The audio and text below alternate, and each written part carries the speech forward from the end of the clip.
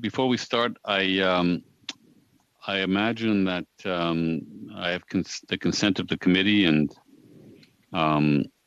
in fact of House of Commons Resources to do a full 2 hours, and that would take us to 6:43. I don't imagine there are any objections to that. We're just adapting to the previous votes, again, we're meeting to look at estimates, the main estimates for 2021-22. I think everyone here knows the drill for how meetings operate, especially in this virtual space. You can use the language of your choice, of course, and when not speaking, if you could put your mics on mute, and please address the meeting through the chair. Minister Wilkinson, welcome once again to our committee. I know you're coming to see us again on Monday. I think we'll make you an honorary member of the committee at some point. But we have also with the minister, we have from the Department of the Environment and Climate Change, Christine Hogan, Deputy Minister, Linda Drainville, Assistant Deputy Minister, Corporate Services and Finance Branch. From the Impact Assessment Agency of Canada, we have David McGovern, the President, and from Parks Canada, we have Ron Hallman, the President and Chief Executive Officer, as well as Catherine Blanchard, Vice President, Finance Directorate. So I believe you have opening statements, Minister. Thank you, Mr. Chair, members of the committee. I'm certainly pleased to be with you today to discuss the 2021-22 main estimates for Environment and Climate Change Canada, Parks Canada Agency, and the Impact Assessment Agency of Canada. I am joining you today from beautiful North Vancouver, which is on the traditional, ancestral, and unceded territories of the Squamish, the Tsleil-Waututh, and the Musqueam First Nations. And as the chair noted, I am accompanied by a number of officials who will assist me as required. Since we last met, the government has remained focused on safeguarding the health of Canadians, but we've also been focused on laying the groundwork to build a healthier environment and a healthier economy. The economic recovery that will follow this pandemic will be defined by the global transition to a low-carbon economy. This is an opportunity that Canada cannot miss. Over the course of the last number of weeks and months, our government has delivered on key commitments to address the twin threats of climate change and biodiversity loss. We unveiled an ambitious but achievable target to reduce our emissions by 40 to 45% by 2030. Our target is supported by a detailed, strengthened climate plan containing over 64 new measures and billions of dollars in new investments. To ensure that this government and future governments are held to account on climate action, we have put forward Bill C-12, the Canadian Net Zero Emissions Accountability Act. I look forward to this committee's consideration of the bill, and I remain open to constructive amendments that will strengthen this legislation. Further, through the Budget 2021, we are investing a historic $4 billion to ensure that we protect 25% of our land and waters by 2025 and 30% of each of these by 2030, and also to protect species at risk. Forward with a comprehensive agenda to eliminate plastic pollution, including a ban on harmful single-use plastics, making producers responsible for their plastic waste, and the development of minimum recycled content standards for products. These measures will drive a circular economy for plastics, representing a significant environmental and economic opportunity that will reduce greenhouse gases and create thousands of new jobs.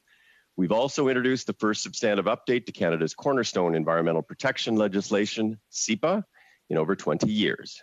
Bill C-28 will recognize for the first time in federal law Canadians' right to a healthy environment and better protect Canadians and the environment from toxic substances.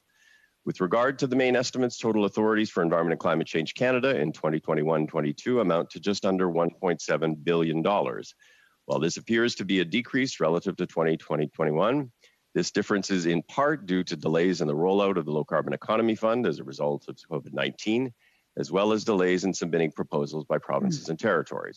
This funding will be reprofiled into future years to ensure provinces and territories can access all funds that have been committed and approved.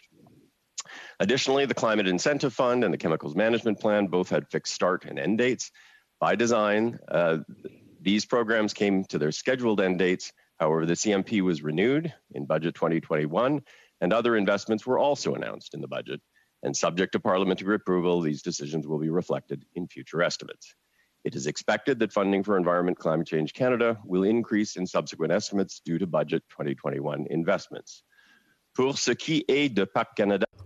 For Parks Canada, the agency's main estimates for 2021-22 are approximately $1.129 billion, which represents an increase of $26.1 million compared to the previous year.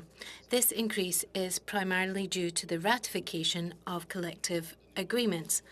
As regards new funding, the largest item is $222.1 million to support capital assets in Canada's national parks, conservation areas, and historic sites. Agency, the main estimates total $79 million, which represents a $2.5 million increase compared to the 2020-21 main estimates. That difference is primarily due to an increase in the agency's grants and contributions to support public and Indigenous participation. As I noted at the beginning of my remarks, our government's top priority remains supporting Canadians through the pandemic, but we recognize we need to look toward the future and lay the groundwork for a sustainable recovery. We have made significant progress, and certainly many of these initiatives are captured in these main estimates. I certainly look forward to discussing them with you today. Merci, Monsieur le Ministre. Alors, nous embarquerons dans la première. Thank you, Minister. So let's jump into our first round of questions, and we've got 4 interveners for 6 minutes each, and we're going to kick off with Mr. Redekop. Well, thank you very much, Mr. Chairman, and welcome here, Mr. Wilkinson, and all of your team. Thanks for coming. Of course, you know, today is the day that Michigan governor has ordered the shutdown of Enbridge Line 5 pipeline that moves half of the gasoline from Ontario and Quebec. Your colleague, Natural Resource Minister O'Regan, has stated that it would be the equivalent, would take the equivalent of 800 rail cars and 2,000 carbon-emitting trucks per day to move the same amount of gasoline. He also personally vowed to keep the fight. He vowed to fight to keep the pipeline open. So a simple question to start with. As Environment Minister, will you also personally vow to fight to keep Enbridge Line 5 operating? Yes or no? Well, I think the government's been very clear on this. We are very supportive of Line 5. We are working very hard through all kinds of channels. Minister O'Regan, the Prime Minister himself, Ambassador Hillman, Minister Garneau, and a whole range of folks. So the government's position has been very clear on this. And would you say that's your position too as Minister of the Environment? Well, I would say that it's the position of the government. I'm a minister in the government, and I support the government's position, of course. So do you see any irony in this where the government's fighting very hard to keep Enbridge Line 5 operating, but not fighting at the same level for Keystone XL? How do you explain that? Well, I mean, the first thing I would say is this is actually supposed to be about the main estimates, and I'm not entirely sure how this line of questioning is related to the main estimates, but the government was also very supportive of Keystone. It raised the issue on a number of occasions with the government of the United States. That is something that was discussed very early on, and certainly there were conversations that would continue to be had. But we're talking about Line 5. That is a critical issue right now, and it is something that we are advocating for very strongly. Yeah, I tend to agree. It doesn't seem to relate to the main estimates, but you have a good 4 minutes left, Mr. Redekop. Thank you. Yeah, well, Line 5 clearly does. I mean, it's part of the budget. But anyway, let's move on to the budget 2021. It claimed to include some spending to put Canada on pace to achieve a 36% emission reduction by 2030. And just a few days later, Prime Minister Trudeau promised Joe Biden that Canada would achieve 40 to 45% reduction. So I'm just curious, was that a typo in the budget? Should the budget have said 40 to 45%? No, that was not a typo in the budget. The focus of the efforts globally on climate obviously need to be informed by science. This government believes in science and evidence-based policymaking. Science tells us we need to be more ambitious going forward, and you saw that reflected in the commitments that were made by not only Canada, but by Japan, by the European Union, by the United Kingdom, and by the United States of America at the Earth Summit a couple of weeks ago. We have defined a pathway to 36% thus far. We have continuing work to do. We have 9 years through which to actually ensure that we're doing that work, although obviously some of that work needs to be done over the next few years. And there are certainly areas where we can do more. And I think Canadians would think we were all a little bit crazy, irrespective of party, if we said, well, we have 36% in the bank and we're done, even though it doesn't align with what the science tells us we must do on climate. So yes, we have greater ambition and we need to do some more work. And that's what Canadians would expect we do. Well, it just seems a little puzzling. I get what you're saying, but why didn't the budget just say 40 to 45%? I mean, if that was what was baked into the budget, wouldn't that have been the number that would have been specified? No, what the budget said was, with the investments that were made in the budget and the tax measures that were introduced, we believe, based on all the modeling work we've done, that we are at 36%, based on all of the initiatives that are presently underway or that we've announced that we will be doing.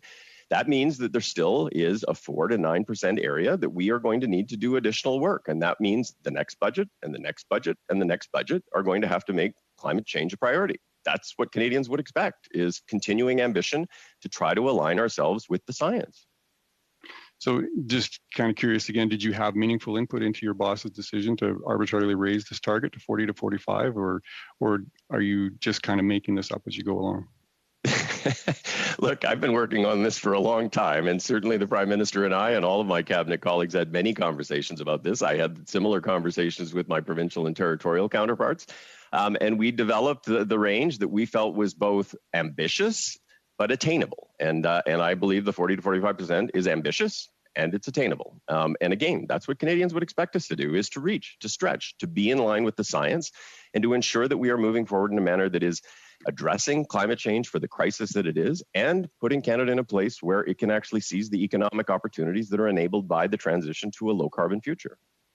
So on a different subject, your government has often spoken about businesses needing to retool the new economy, workers needing to retrain, often in the context of oil and gas. And I was shocked to hear from a company in the clean tech sector that's facing the same problem. New regulations coming into effect shortly will require emission controls be added to industrial engines prior to arriving in Canada. Safety Power in Mississauga adds emission controls after these engines arrive in Canada, and their products are world leading and result in lower emissions than the regulations require. Yet the new regulations will take away their ability to sell their products in Canada. When you develop new regulations, such as in this case, do you challenge your officials as to the possible economic consequences of these going into effect? Of course we do. Of course we do. But I would say that, when you're actually moving forward to try to put in place regulatory mechanisms, you're thinking about how you advance the environmental efficacy of these products. And at the end of the day, what we're talking about here is enhancing the requirements on engine manufacturers with respect to the pollution that's produced through the engines. What you're talking about is an aftermarket solution. And certainly, we are bringing ourselves into alignment in terms of reducing air pollution, such as nitrous oxide. We're bringing ourselves into alignment with many countries around the world, including the United States, which are requiring engine manufacturers to become more clean. And these are good clean tech jobs in Canada, though. Okay, we got to go on to Mr. I believe Mr. Baker is splitting his time with Ms. Sachs. Mr. Baker. Thanks very much, Chair, and that's correct. I'll be sharing my time with Ms. Sachs. Minister, thank you very much for being here today to speak with the committee. My constituents in Etobicoke Centre are very concerned about the impact of climate change, understandably, and expect us as a government to do what's necessary to protect our planet. And to do so, they expect the government of Canada to ensure that we reduce our emissions in Canada and globally to the degree necessary to achieve that objective. Now, our government has made substantial investments, including in the budget, 2021, towards a green recovery to create middle-class jobs, build a clean economy, and fight and protect against climate change. So could you summarize for us what emission reduction targets our government has committed to, and to what degree this would reduce our emissions, and what legislative measures we will pass to ensure that the government and future ones live up to these commitments? Well, thank you very much for those very important questions. As you know very well, climate change is both an existential threat to humanity and a massive economic opportunity for countries that move early and aggressively. When our government took office 5 years ago, Canada's emissions were going the wrong way. We were on track to be 12% higher in 2030 than emissions were in 2005. We developed Canada's first national climate plan in 2016 and brought forward a further strengthened climate plan last December that provides a very detailed pathway for Canada to exceed its initial Paris Agreement target. That plan represented one of the most detailed climate plans that exists around the world, but we knew we needed to do more, and Budget 2021 made significant additional investments in that regard. In April, alongside the Prime Minister and with the United States, the United Kingdom, European Union, and Japan, we announced that Canada would commit to reducing emissions by 40 to 45% below 2005 levels by 2030, which is an increase of up to 50% from Canada's previous target. And to keep all future governments accountable, we are also moving forward with the Net Zero Accountability Act to enhance accountability and introduce 5-year binding targets. The bottom line is that these targets are not just ensuring a healthier environment, it's a plan to build a cleaner and more competitive economy for generations to come. Thanks, Minister. And Minister, I know we're about 2 minutes and a bit into our questions, and I'm sharing the time with Ms. Sachs, so I'll be brief. In December, our government announced its strengthened climate plan to accelerate the fight against climate change. Can you provide us an update on the investments we've made since the release of the strengthened climate plan? Sure. I mean, as you know, in the strengthened climate plan, there were a whole range of things around ZEB infrastructure and grants for home retrofits. But subsequent to the plan and incorporated into the budget was another $17.6 billion. So $4.4 billion for interest-free loans for home retrofits, another $5 billion for the Net Zero Accelerator to ensure that we're working with large emitters to help them implement technology that will buy down emissions.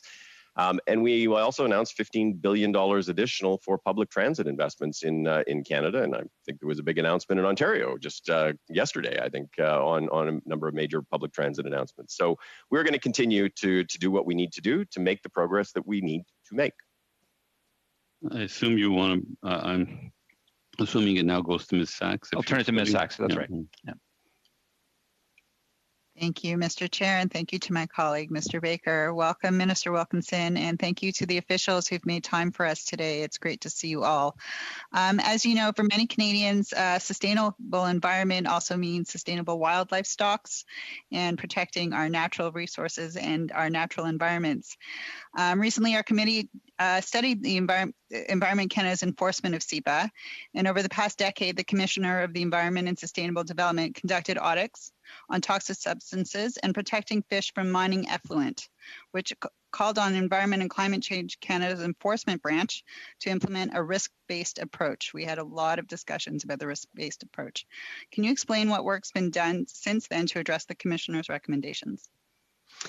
Thank you. Certainly a very important set of issues and important to address the Commissioner's audits.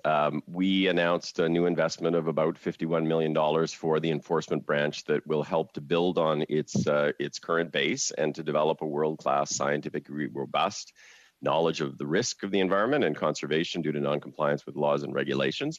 There are kind of 4 key areas of enhanced action. One is the risk analysis. It's putting in place a risk analysis process which responds directly to the request from the Commissioner.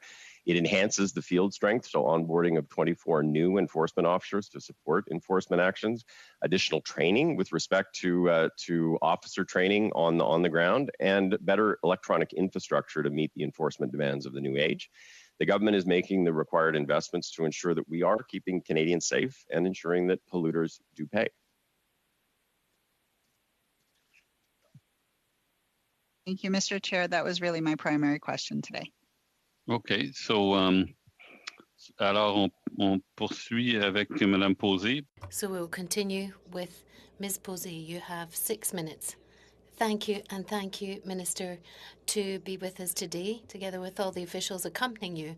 In your opening notes, you talked about the ambitious targets for reducing greenhouse gas emissions by 40 to 45%. You've said that they are attainable, so I think we need to really underscore that.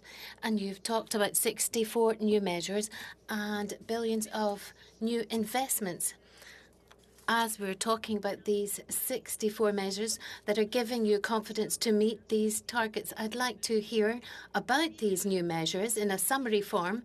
And perhaps in writing, Chair, with your permission, I could hear about the criteria that have been selected for the distribution of all of these billions of dollars. When there's a project, is there an analysis grid? Are there comments to talk about the selection of the projects and which body will be responsible for managing all of this? If you could answer those questions, please. Merci. Merci. Thank you. Well, these are not simple questions. I will try, but I'd be very happy to have a meeting with you to discuss this further. Of course, we have criteria that guide us in selecting the measures that we're going to use. There are measures for each sector in the economy where there are greenhouse gas emissions that occur. And of course, for vehicles, there are investments in the infrastructure for electric vehicles, but there's also subsidies or grants to ensure that Canadians can actually buy these zero-emission vehicles. So for each sector, there are measures tailored to address these issues in their specific sector. And of course, there are criteria that allow us to study whether we are succeeding or not. And of course, I'd be very happy to have a lengthier conversation with you about that. So I've understood that these analysis grids exist per project and we could get them in writing. So thank you very much for that. Now, in your speech, you've also said that the funding for the Environment and Climate Change Canada Department is increasing. But if I look at the 2020-2022 budget, the main criteria is to take measures to allow for clean growth and climate change. And the expenditure for 2021 to 2022 is the 540 million, but for 2022 to 23, it's 280 plus million, so there's a big cut, and then 23 to 24, there's another cut to 254 million. So how can we justify the fact that there's this big drop? It's basically like the snow melting in the sun, it would seem. C'est pointu peut-être. Perhaps that's a rather pointed question. Thank you. Perhaps I'll turn to my Deputy Minister to say a few words, but there is a programme which goes down over 5 years. The Low Carbon Economy Fund, I'm not quite sure how we say this in French, sorry about that. And there is a reduction, but that has been planned for. Then for others, the budget didn't reflect all the figures. For example, with the chemical management plan, we are now investing in this through the budget, but it's not reflected in the main estimates as such.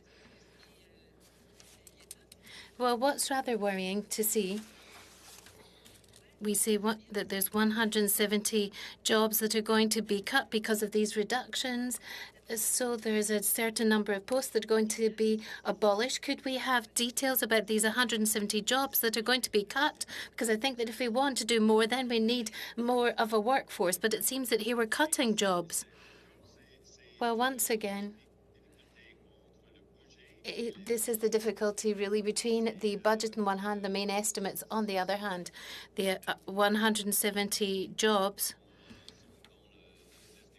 that are in the estimates where there's going to be a reduction. 60 are with the chemical management plan, where there is an investment in the budget, so there's not going to actually be any job reductions in the future. Fine. And earlier with Mr. Baker, my colleague, you talked about specific funds. Are there going to be funds to actually add value to the plastic circular economy?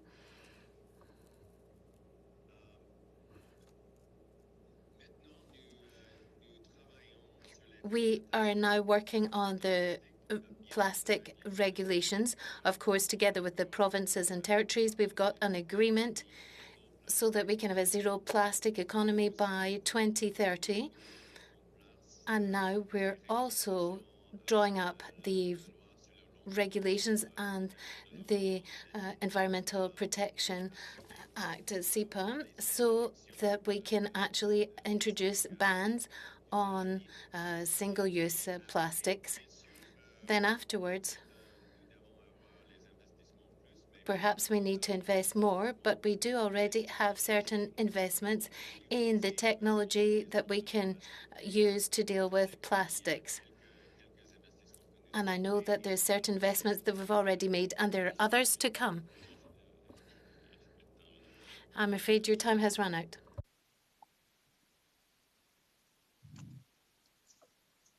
Mr. Baccarat. Thank you, Mr. Chair, and welcome, Minister, and welcome to your team as well. It's good to see you.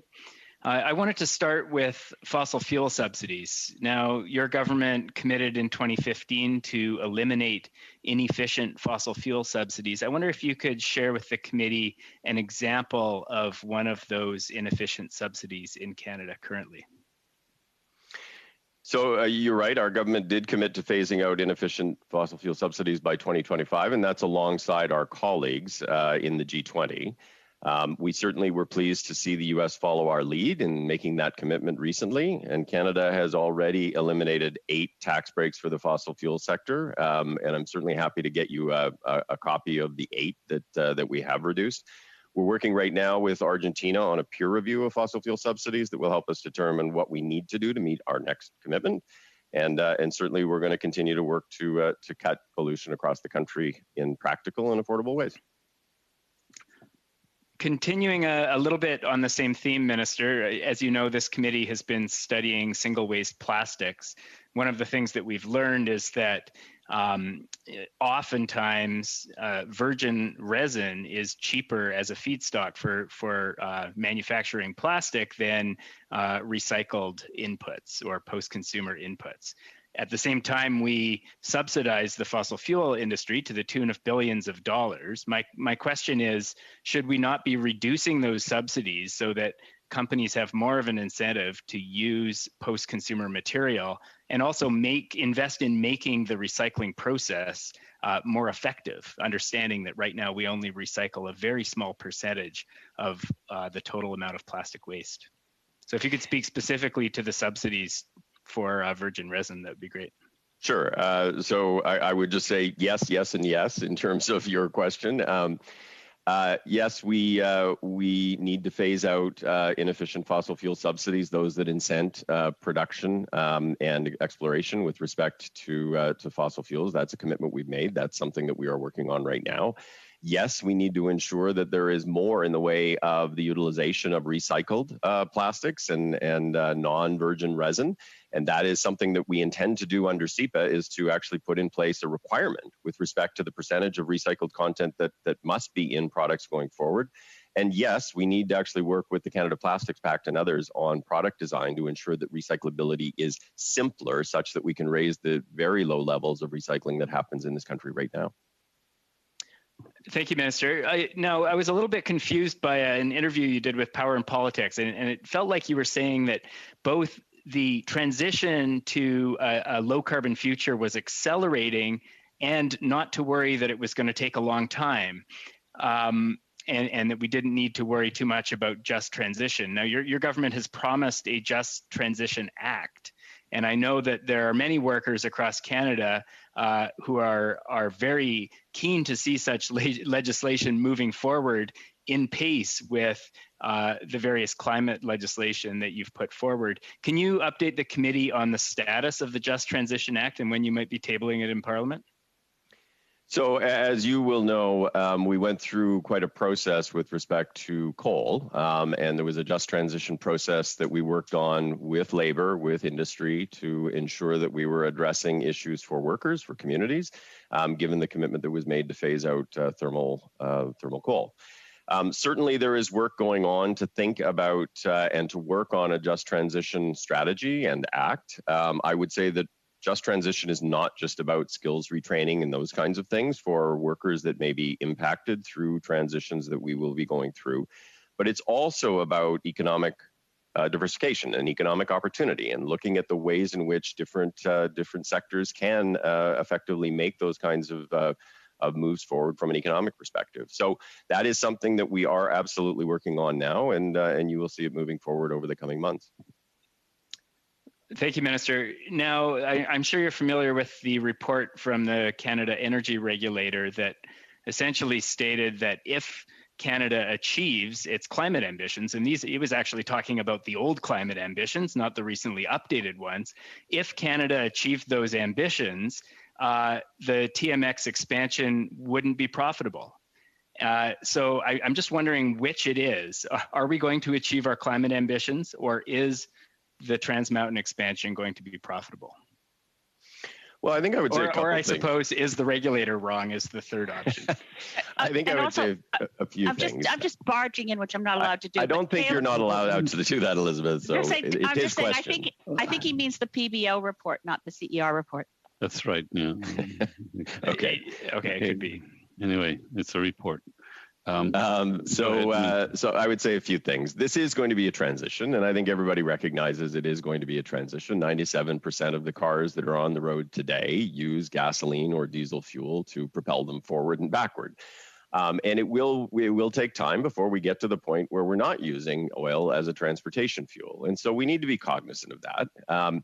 In the context of the work that we are doing domestically, it is about working towards a future state where we have an electrified transportation fleet or a hydrogen-based transportation fleet, but that is going to happen over a long period of time. And in that interim period, Canada simply needs to ensure that it's extracting full value for its resources, both domestically, but also internationally.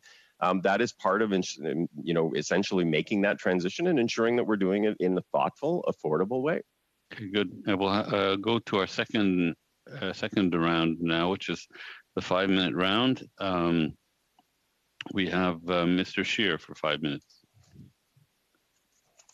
Thank you very much, Mr. Chair. A few weeks ago, I submitted what's known as an order paper question. So for those who are watching this exchange right now, this committee, members of the Parliament have the ability not only to ask questions verbally in the House of Commons, but to submit written questions that the government is supposed to answer. These are usually a little bit more specific. I asked a very specific order paper question about the number of infrastructure projects across the government's, all the government departments, including specifically asking about those that are behind schedule and what the delays in those projects have cost Canadian taxpayers.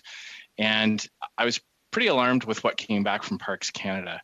And some of the numbers are very large and staggering, quite frankly. And I'm trying to make sure that I'm not missing something. So I'm wondering if I can ask the officials or the minister to explain some of these cost overruns. So for example, the Trent Severn Waterways National Historic Site, the original estimated total cost of the project was $8.3 million. There's a delay of 1 year. No specific reason for the delay was given. The revised estimated total cost is now $18 million, so a $10 million increase. Province House National Historic Site, original total estimated cost of the project was $20 million. It's supposed to be completed in 2019. There's now a 5-year delay on this project. No specific reason given for the delay. The new cost, $91 million. That's a little over $70 million in additional costs due to the delay. So maybe we'll just start with those two.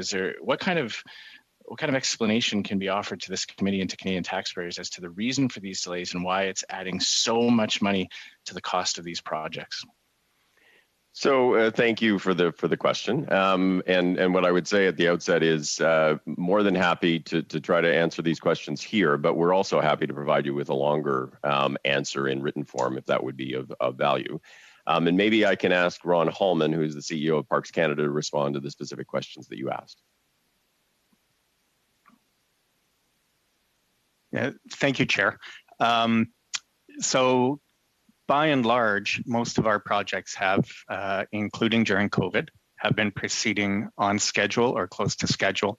There are some that are of concern, as the member has identified. And as the minister suggested, we could provide greater detail after the committee, if you like, or during the officials session, we will have our VP of Operations with us and may be able to provide some additional detail at that time.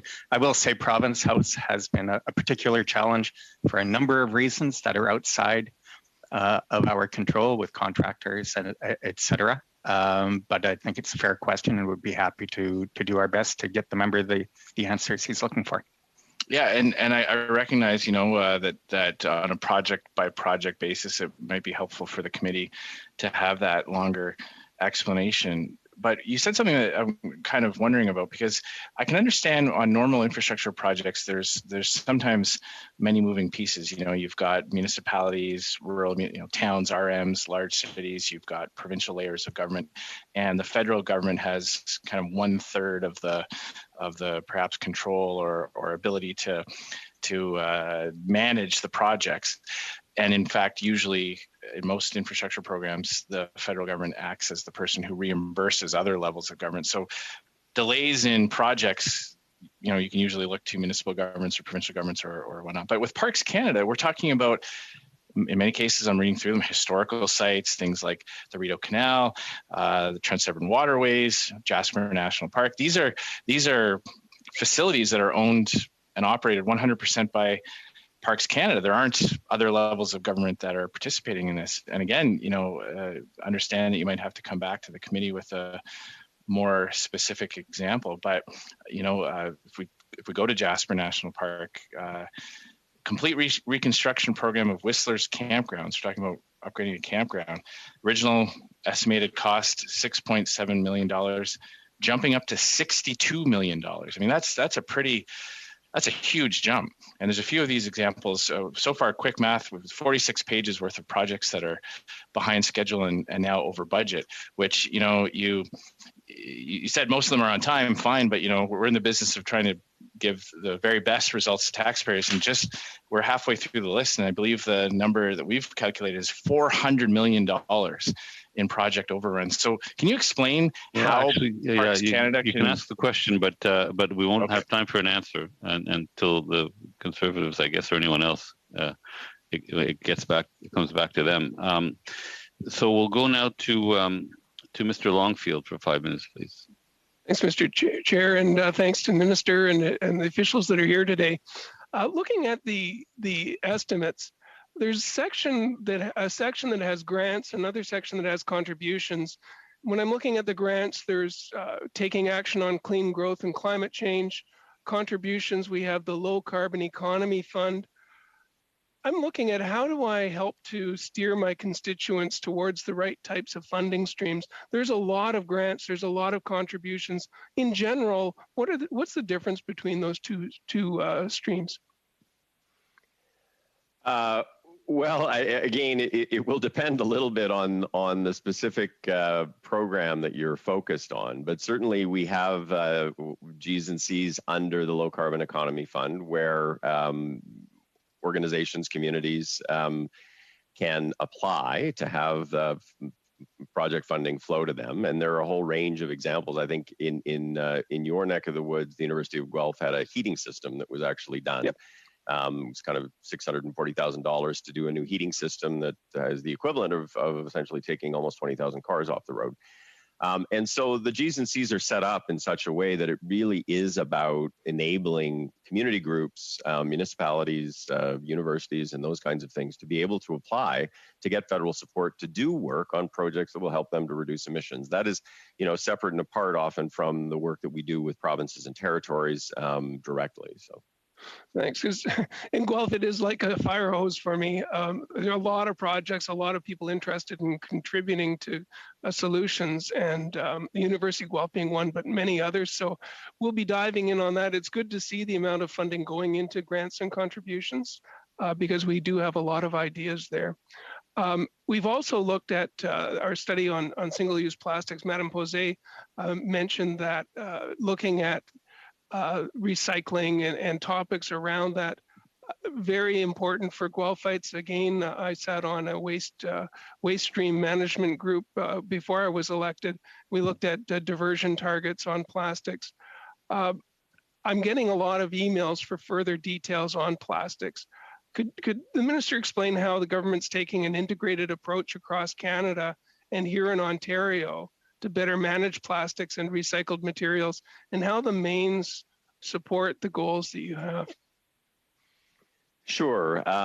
So, it's plastics is a very important issue. And as you saw from the scientific study, it is very harmful in the environment, given how we actually treat it today. We typically are dealing with plastics in a linear fashion today. Recycling rates are very low. Most plastics end up either in the environment or in a landfill. And so the focus is trying to come up with a comprehensive approach that essentially keeps plastics out of the environment and keeps them in the economy. That means you've got to address a whole bunch of different things. Certainly, first and foremost, you've got to actually ensure that what you're trying to recycle is recyclable. And so the ban on harmful single-use plastics that we are moving forward with is about dealing with those things that are particularly difficult to recycle or very costly to recycle, for which there are readily available alternatives. Then you've got to actually have better product design. And so we're working with the Canada Plastics Pact to ensure that we're thinking about recyclability in the context of all of the work that producers are doing. And then we're working with the provinces and territories to put in place extended producer responsibility systems where they are responsible for collecting the plastics. And over time, we will be ratcheting up the percentage that are going to have to be required to be recycled. So it's about a comprehensive approach to ensure we're getting at it. Thanks. And we heard in our study there's a massive economic opportunity if we can get the investment side of it right. Yep. A group of students that I deal with a lot at the Upper Grand District School Board has a community environment leadership program. And the students have been really interested in what we're doing in terms of conserving nature, improving biodiversity, working with Indigenous partners to meet our goals. Could you maybe expand on the line items on the Canada Nature Fund that supports conserving nature and helps build on the progress that we've made so far? Information I can give our students. Sure, it's a very important question. People think a lot about the crisis of climate change, but we have a competing crisis, which is the crisis of biodiversity loss in this planet, in this country, and around the world. When we came to office, the protection rate, for example, of our oceans was 1%. And we have actually boosted that to about 15 through the work that we have done over the course of the past few years. We've also added an additional 200,000 kilometers squared of Canada's land and inland waters, and we're on track to conserve 17% of Canada's lands by 2023 and 25% by 2025. But the budget contained an additional $4 billion in money to focus on conservation and protection, creating these protected spaces, but also on addressing species at risk issues. It's about trying to stem that decline in biodiversity and ensure that we're living in better harmony with nature. Good. Okay, Madame Posé, vous disposez de 2 minutes et demie, s'il vous plaît. Madame Posé, you have 2.5 minutes. Yes, Minister, I'd like to come back to the question of money. I would like to know whether the members of the Net Zero Advisory Body that you announced in February, are they going to be paid for advising you? No, c'est possible que... No, it's possible that if there are certain expenses, then the government will pay to cover those expenses, but there will not be any salary. And are these expenses reflected in the main estimates before us today? Je dois demander. Well, I'd like to ask the Deputy Minister. I believe that the investments for the advisory body is in the budget, but I'm not completely sure. Christine, could you perhaps jump in? Oui, bonjour. Yes. Good afternoon. Has been a dedicated amount of resources to the Net Zero Advisory Panel, which was outlined in the Strengthened Climate Plan last December. And those resources, of course, are to support the work of the advisory body, the Secretariat, which supports it, the research that the the body will identify as priorities and also outreach with Canadians and stakeholders as they move their work forward. Hopefully that addresses the question. Yes, I'd like to know when their mandate will start and how many people are on this advisory body. Ils ont commencé. They've already started their work. They started 3 months ago, I believe, and there are 14 members who make up this panel of experts. And the panel is already up and working. Thank you. Now, Ms. Hogan referred to a budget. Where do we find this? Is it in the ministerial budget, the departmental budget? Quickly, please. Probablement c'est dans le. Well, probably it's in the departmental estimates. I think it's $15 million, something like that. Christine, can you help me? Yes, it's 15.4. Parfait. Alors, on passe maintenant à M. Bachrach. Perfect. So now Mr. Bachrach. Mr. Chair. Minister, I have a question about the Impact Assessment Act. Now, there's a project list that defines which projects receive an automatic federal assessment under the Impact Assessment Act. And in addition, you are able to, at your discretion, I believe, designate projects to be assessed under the Act. That doesn't happen very often at all. I was pleased to see that it's happening for Highway 413. However, with the project list as it's currently defined, your department is assessing fewer projects than it did before. And of course, your government promised to restore the cuts to environmental regulation that took place under Stephen Harper. Are you considering expanding that project list? So the project list was developed as part of what was then called Bill C-69 and is now the Impact Assessment Act. We did an enormous amount of work to look at how you put into place rules that will ensure that projects go through appropriate assessments. And that good projects can proceed and projects that are more challenging get caught early on in the process.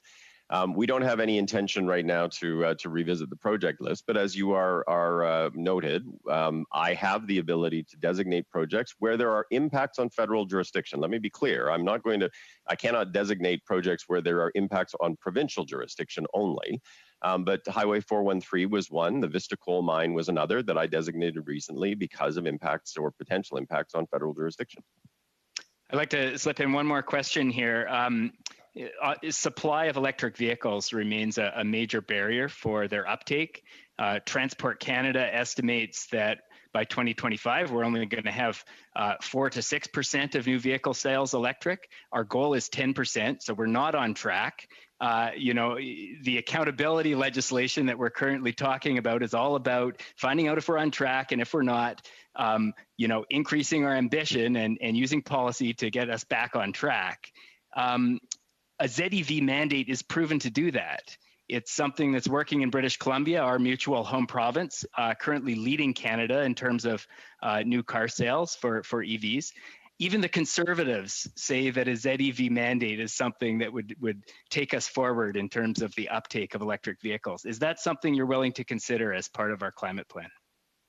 Well, it's certainly something that we're willing to consider, and we've said that publicly. I think the focus right now for us is working with the Americans on transportation-related issues, because obviously we have a very integrated market in production of vehicles, and so working with them on trying to find ways to enhance the efficiency of internal combustion engines, but also looking at accelerating the deployment of zero-emission vehicles, and that's definitely on the table.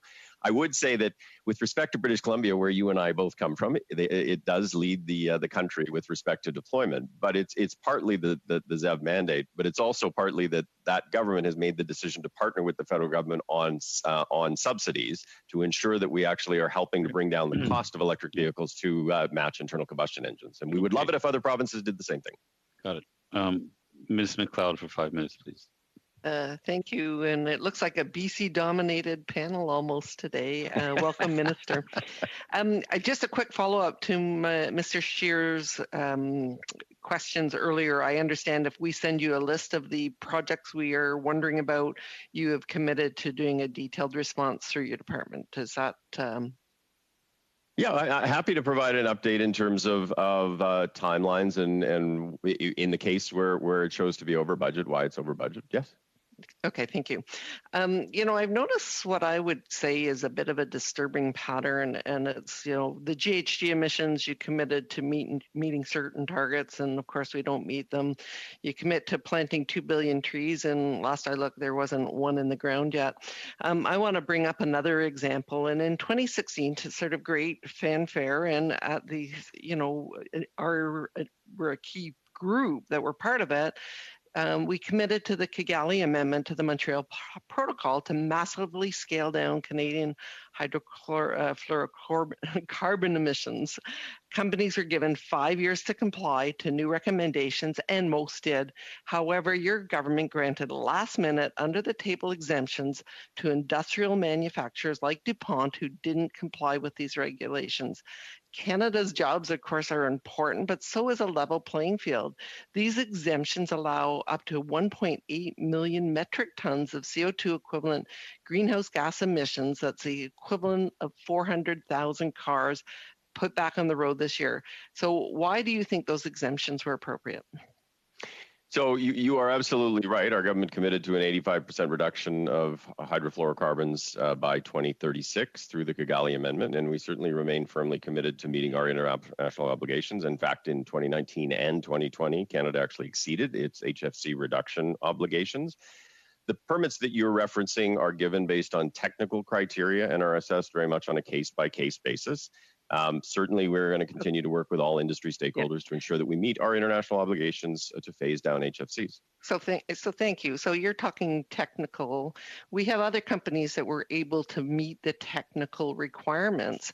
And so what you did, and you did it very quietly, very secretly, is you gave these exemptions. So, how can we be a leader when you're quickly, obviously the technology was there. These companies had a number of years to meet these new criteria, but you thought it was appropriate. Yes, jobs are important, but so is an equal playing field. And so is it important to know the government is going to do what it says it's going to do. So, how can we trust that you're going to be a leader in environmentalism when you don't stick to the agreements that you've created? Well, I would say a couple things to that. I mean, the first is the essential purpose permits do not impact Canada's ability to meet its international obligations. And as I said, we actually met and exceeded our obligations in 2019 and 2020. The temporary permits, and I'll emphasize they're temporary, are given based on technical criteria and are assessed on a case-by-case basis by officials. But in terms of leadership in the world, Canada continues to play a leadership role with respect to HFCs in the Kigali Amendment. So I would think that, certainly were any companies turned down for these exemptions? As I say, these are done on a case-by-case basis. They are actually handled by officials, as you would expect when they are technical. They are not handled by the minister's office. But certainly, if you want an answer to whether somebody was turned down, I'm certainly happy to get that from the department. Yeah, because it's certainly, obviously, if every single company that applied received exemptions and those that met the criteria who worked diligently and spent the money, we've created a very unfair playing field. And so certainly I'd appreciate that information. Chair, have I got some time still? Yes, you have a minute and a half. So I guess where I'm going to go next, of course, forestry, we're heading into forest fire season and forestry is huge in my area. I noticed that you've committed, the harvesting, it takes up about 8 megatons, but forest fires and pests are 251 megatons. So, those are big issues in Canada's forests. You've committed significant dollars. What are your metrics going to be in terms of these dollars and the impact these dollars are going to have? Do you have specific metrics? And where are you at in those conversations with the province? You're talking specifically with respect to tree planting? No, I'm talking in terms of your reductions period through you have, the last state of Canada's forests. You've got the Growing Canada's Forests program, Nature Smart, and an agricultural program. Right. So within the context of the climate plan, the focus, as you know, has been on the tree planting, which is both a carbon sequestration tool, but also a way in which to address some of the biodiversity concerns. With respect to pest control, Parks Canada plays a significant role in that with respect to parks. So in Jasper, for example, the spruce pine beetle, and in Newfoundland, Nova Scotia, the spruce budworm. But in terms of the actual management of pests on an ongoing basis, while there is support from Natural Resources Canada for sure, the provinces and territories obviously take the lead on a lot of those. And is it accurate to say that there's no trees in the ground from your $2 billion promise yet? Well, I think you probably would have seen that we issued an expression for interest earlier this year. We actually had over 120 applications for tree planting projects, and we expect to see some of those moving forward. We'll have to move on to Mr. Saini now. Thank you, Chair, and thank you, Minister, and your officials for being available today. It's always good to have you at the committee. I want to talk about something that's personal to me in my riding. Is one of the things I've noticed over the last year is that the COVID-19 pandemic has helped many Canadians gain a new appreciation of nature, and record numbers of people have been searching for ways to get out and enjoy what the natural world has to offer. One of the best ways to do this is to hike the Great Trail, which stretches from coast to coast and right through the center of my riding here in Kitchener Centre. How will funding in the estimates help more Canadians get out and gain a new appreciation of Canada's natural beauty? Well, I certainly couldn't agree with you more. The pandemic, I think, has made us all realize how important a healthy environment and nature is to all of us. As you mentioned, with its 24,000-kilometer network of multi-use recreational trails that connect 15,000 communities across the country, the Great Trail is an incredible resource for Canadians to connect with their nature.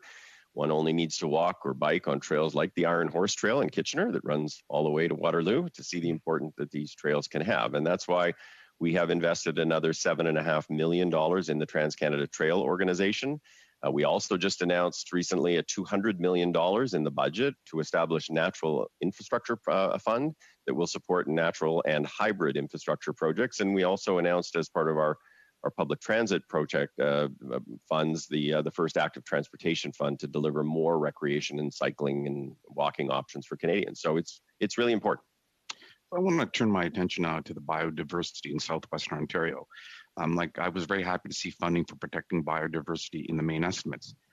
Being here, Kitchener being in southern Ontario, I live in a region with the highest biodiversity in Canada, but also, unfortunately, the least protected land and the most species at risk.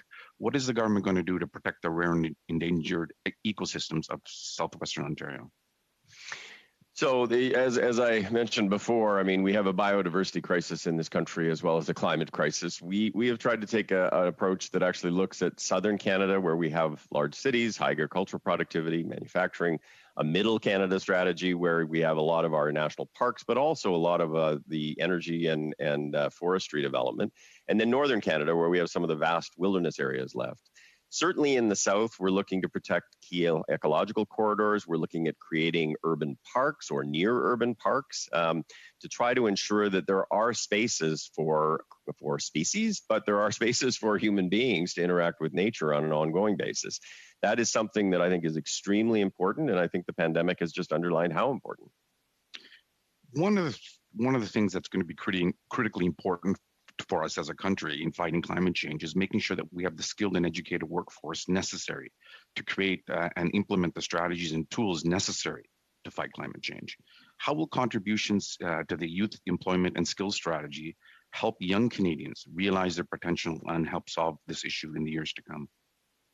Again, really important question coming out of COVID. It's clear that young Canadians want to develop the skills and the experience to be able to help build a cleaner and a greener economy. And the Science Horizons Youth Internship Program, which falls under the broader federal youth employment and skills strategy, aims to give opportunities to youth with post-secondary education by providing eligible employers with wage subsidies to hire youth with a post-secondary education who are eligible to work in science and technology. I recently was at a company here in Vancouver called Terramera and met a couple of folks under that program who are working in the green economy.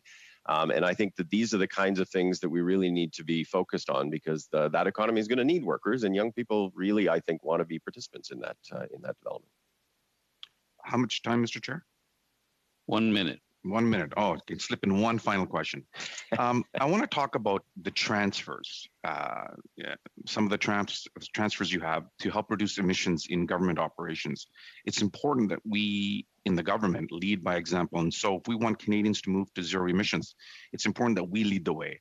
How are we getting government operations to net zero so that we can build a Canada for the future? Again, you gotta, I mean, as a government, you gotta be able to walk the walk, right? And so on one side of this is figuring out how you actually are procuring in a manner where you're actually procuring green goods and you're actually helping to build the kind of economy that you want to have in the future. But it's also about federal departments investing in lower carbon buildings and heating plants and energy efficiency and retrofits. Our target is 40% reduction by 2025 and getting to net zero by 2050 for the government. The focus very much has been on a number of steps to get there. We are making good progress. We're actually ahead of schedule. We have a goal to power federal buildings with 100% clean energy by 2022, and the budget put about $15 million into the purchase of renewable energy certificates for all federal buildings. So it is about supporting job creation. It's about attracting investments, but it's also about showing that we are actually saying we're doing what we say. So, well, thank you. Thank you very much. Thank you, Minister. The Minister was kind enough to give us an hour today, and we've hit the 1 hour mark on the dot. So, Minister, I'll thank you for being here and answering all these questions, and we look forward to seeing you on Monday. We look forward to seeing you on Monday to answer more questions.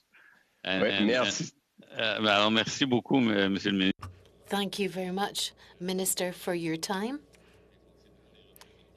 And the officials and the department representatives and from Parks Canada and from the Impact Assessment Agency are going to remain with us for another hour to answer other questions. So let's continue now with a third round of questions. And unfortunately, I won't take time to identify everyone, but perhaps we need to add in people, Madam Clerk, or are these people already online, or do we need to wait for them to come in? I think you're on mute. Everyone is here, and we've already done the sound checks. Excellent. That really makes the transition much smoother.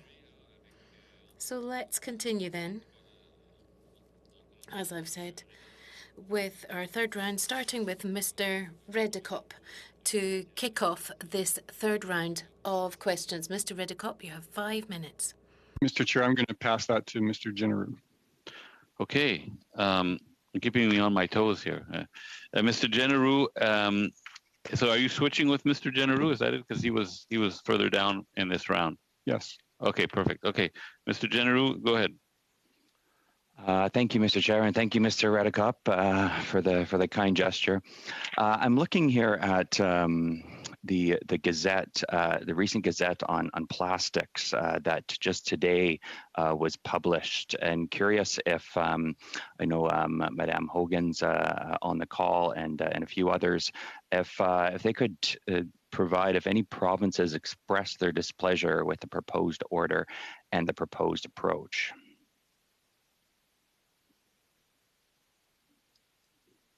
Thank you very much. I am joined today by a few colleagues, including Helen Ryan, who is our Associate Assistant Deputy Minister responsible for the plastics file. So I will ask Helen to reply if you are okay with that. Yeah, thanks. Thanks for the question, Mr. Chair. And so in terms of the formal consultation period, there was responses provided by provinces and specifically from the province of Alberta. Since then, there have been a number of provinces who have expressed some concerns with respect to using SEPA as the vehicle for listing plastic manufactured items. Well, which other provinces? I guess just how many? And we do know Ms. Ryan well in this committee. She attends often. If you have the number of provinces, it would be helpful. Yes, Mr. Chair, I believe it's 5 provinces, but we'll need to just confirm that for you and can provide that following the meeting. Great, thank you, Ms. Ryan.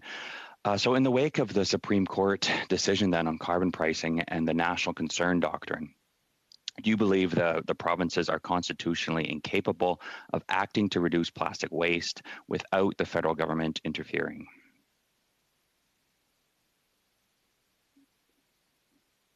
probably best to Ms. Ryan again if Ms. Hogan doesn't want to answer. That might be a difficult question for public servants to answer. It's kind of a interpretation. You want to take it, Mr. Chair? Pardon me? You're welcome to take it on behalf of the government, Mr. Chair. Well, I'm not actually in the government. I'm on the government side, but I'm not actually in the government. Would you agree, Ms. Hogan, that that's not a question that officials can answer? Well, it is a legal question, I think, in some ways. So. Okay, so Mr. General, why don't we move on to another question then? I guess kind of hoping that there might be maybe some follow-up. I know there's lots of lawyers in employed under Environment Canada. Perhaps they could take that back and take a bit more of a deeper dive into it. I know it's legal, but at the same time, it's pretty significant in terms of the direction of where plastic's going. That being said, I'll leave it to the department, but we did hear over and over again at on our plastic study that the ban on plastics would kill, and I quote, good paying middle-class jobs and exporting these jobs to other countries, making Canada the only country in the world that will declare plastics toxic. We've heard that this will cause trade and transportation issues to manufacturing sectors, increase the cost of Canadian grocery bills, and more costly alternatives, and increased food waste with no environmental or economic benefits to Canada. We also know that the countries such as the US have raised major concerns regarding the designation of plastics as toxic. So can the government provide us with a definition of plastic manufactured items? Again, I'll ask Ms. Ryan to respond to that question.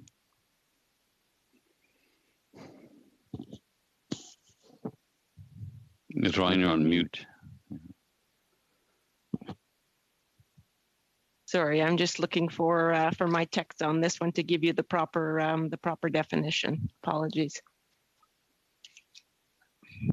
Mr. Chair, can I, as she's looking, can I just ask a next? Oh, sorry, if you have it, Ms. Ryan, would be great. Yes, I do. So plastic manufactured items encompasses any item that's made from a plastic form and includes its specific shape or design during the manufacturing of it. It includes final products as well as components of products and packaging.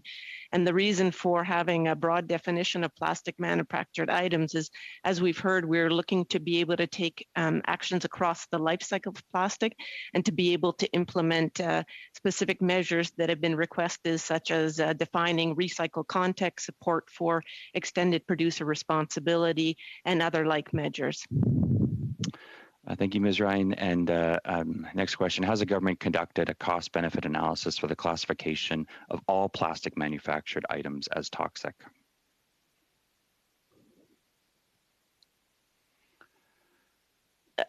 Thank you, Mr. Chair, for that question. With respect to the assessment of the cost, the listing of plastic manufactured items on Schedule 1 of CEPA is a means to access authorities under CEPA. When we then go forward with specific actions, we will undertake a cost-benefit and you cut out there a bit, but you had to undertake a cost-benefit analysis to define the approach. Did you get that, Mr. General? I think that's a long no until later, I guess, as if that could be clarified would be great. Okay, well, I don't know if Ms. Ryan wants to make a clarification in writing, but basically what they're saying is, as we get down to specific items, there'll be cost-benefit analysis, impact assessment as part of the regulatory process, I guess. But now so you do speak on behalf of the government, Mr. No, Chair. I'm trying to. I'm not. Okay. I'm just trying Noted. to. I'm trying to, say what I know about how the process works, but I could be wrong. Mr. Biddle, for 5 minutes, please. Thank you so much, Mr. Chair. And I'd actually like to follow up on Mr. Scheer's question in regard to the minister in regards to cost overruns at Parks Canada. I was hoping that we can expand on that. I know the minister didn't necessarily have a fulsome answer, but I know we have Parks Canada officials here, and I was hoping they could expand on what Mr. Scheer was asking about in terms of cost overruns. May I, Mr. Chair? Sure. Okay. Thank you, Chair, and I'm pleased to have this opportunity to speak more on this. And I would start by acknowledging the incredible effort and work that so many Parks Canada employees and contractors have been putting in the last year and a bit during COVID to keep so many of our critical infrastructure projects moving. And I would start with the point in response to the member's very good question that more often than not, it's not delays that are driving the cost increases.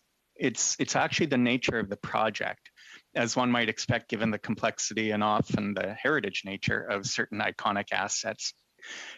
In terms of the examples referenced earlier by the other member, the project cost for the Whistler's Campground in Jasper, the Trans-Severn Waterway, which is 368 kilometers long, Province House in PEI, they were initial project estimates that often you can't determine what the cost will be until you get into it and find out what you're dealing with. And anyone who's had the joy of doing renovations and repairs would probably relate to that.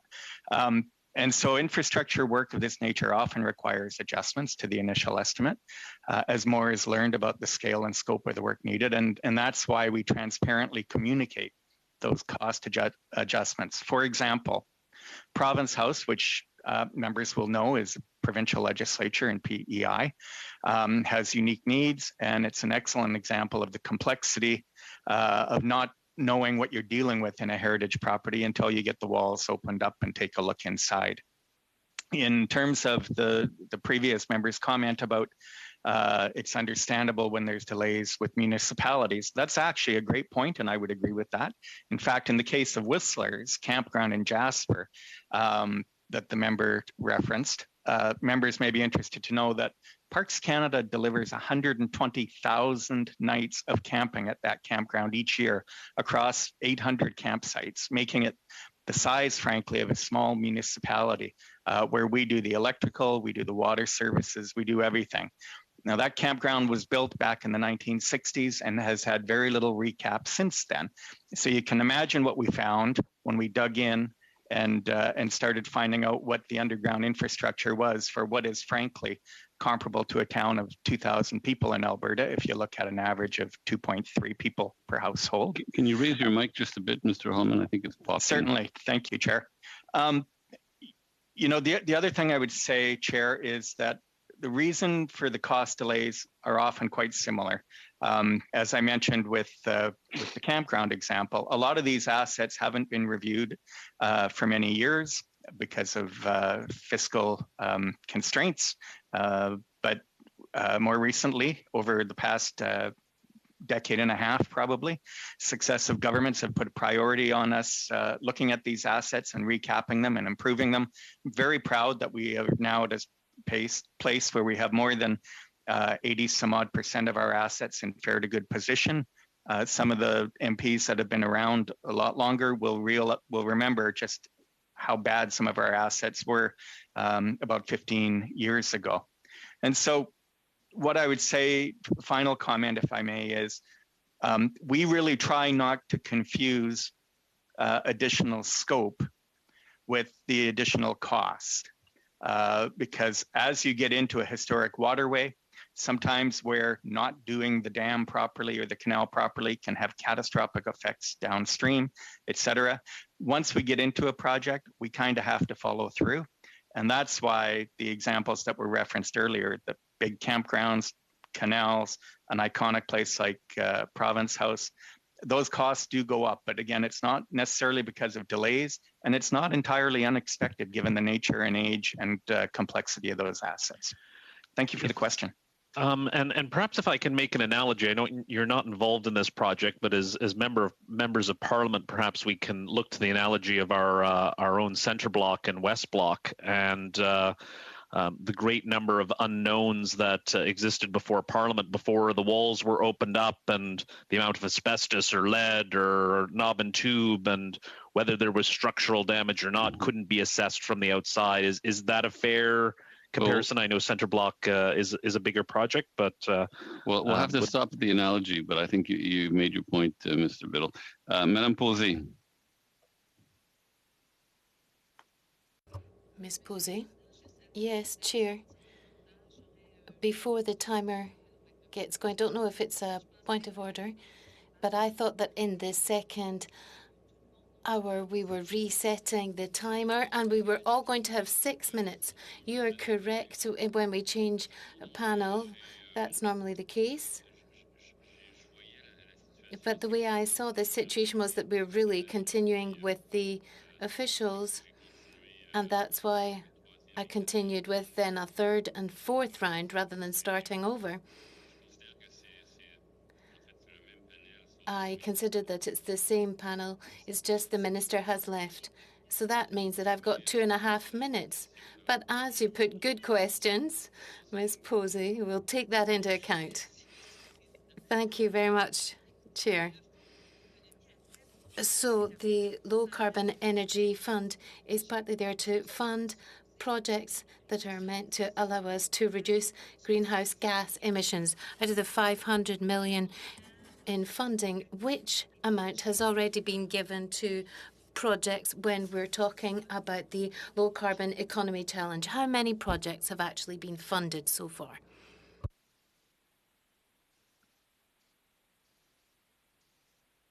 Merci beaucoup.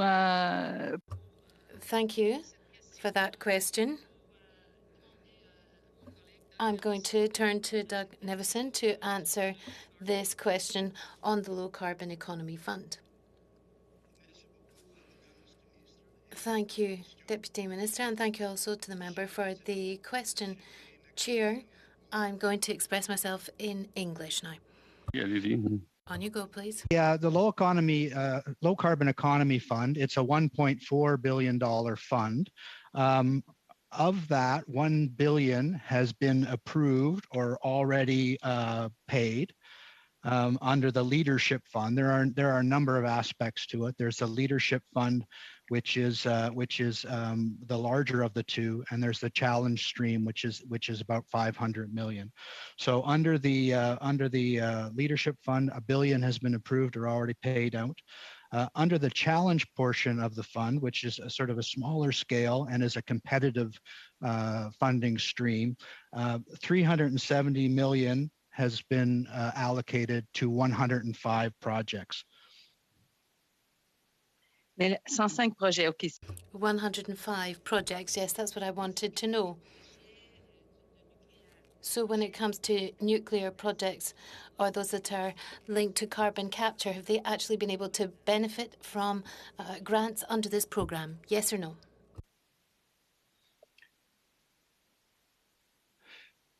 The grant component of this particular program has actually been set aside for Indigenous organizations to provide added flexibility in that particular situation. And to date, no money has been allocated under that particular stream, but we do have 2.5 million allocated in these mains in the hopes that that flexibility will be available to Indigenous organizations. Thank you. Donc, ce que vous me dites. So what you're saying to me, if I've understood correctly, is that there has not been any money yet for that type of project, but it would be possible that they could benefit from this fund? Quick answer, please. Yes, that is correct. We have put money in the sides in the hope that that will be attractive to Indigenous communities and provide additional flexibility in terms of funding in their particular circumstances. Okay, merci. On va passer à Monsieur Back. Thank you very much. Now we're going to Mr. Backrack, and thank you, says Ms. Posey. Thank you, Mr. Chair, and thank you to our witnesses. My first question is around the estimates, and I note that there are several areas in the estimates related to climate action and clean growth that have fallen quite substantially. Notably, transfer payments for climate action and clean growth have fallen by more than a third, from more than 0.75 billion last year to less than 0.5 billion this year. In particular, contributions to the Low Carbon Economy Fund decreased by more than 180 million. Other transfers for clean growth and climate change have also decreased by nearly $12 million. Innovation Solutions Canada funding is also nearly halved, and none of these cuts seem to be balanced by increases elsewhere. Could you explain how these reductions are consistent with the ambitious action we need to be taking towards our fair share of emissions reductions in Canada? Well, thank you for that question. I'll maybe make a start on it, and if my colleague, Mr. Nevison, wants to add, I will let him do so. As Minister Wilkinson indicated in his opening comments, a big part of the main estimates story relates to the Low Carbon Economy Fund and the reprofiling of those resources. In part because of some delays encountered in the submission of proposals to access and some of the ripple effects that come with that. I would also underscore that the main estimates that we're discussing today do not reflect a number of the decisions that are in Budget 2021.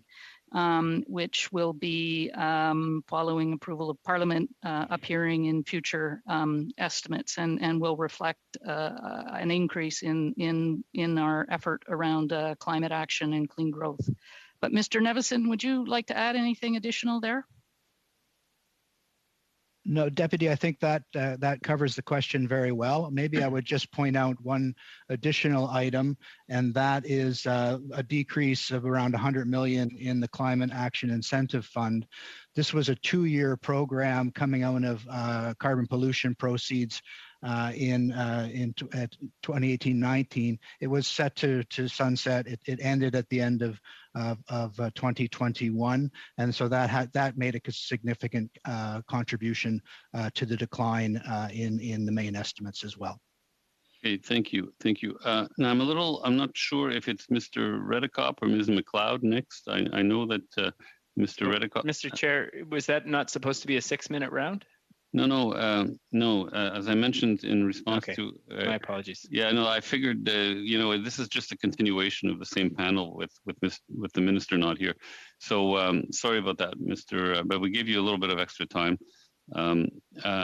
Is it Mr. Redekop or Ms.? I'll go ahead. Sure. Yeah. Okay. Go ahead. Yeah. For 5. Okay. Thanks. So just want to come back to the question of safety power and the aftermarket emission controls. And so I'm not sure, Ms. Hogan, who's best to answer this one, but we're talking about the fact that these new regulations are coming in, I think, within the next month. And so in this case, this clean tech companies is struggling with understanding how these regulations are going to impact them.